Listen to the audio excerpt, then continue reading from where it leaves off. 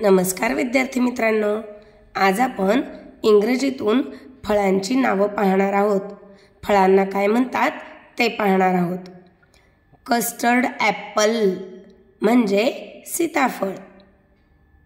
जामून म्हणजे जांभळ. जॅकफ्रूट म्हणजे फणस. बनाना म्हणजे केळी. चेरी म्हणजे चेरी. कोकोनट म्हणजे नारळ. ऑरेंज म्हणजे संत्री.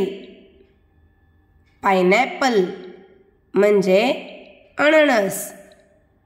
वॉटरमेलन म्हणजे कलिंगड.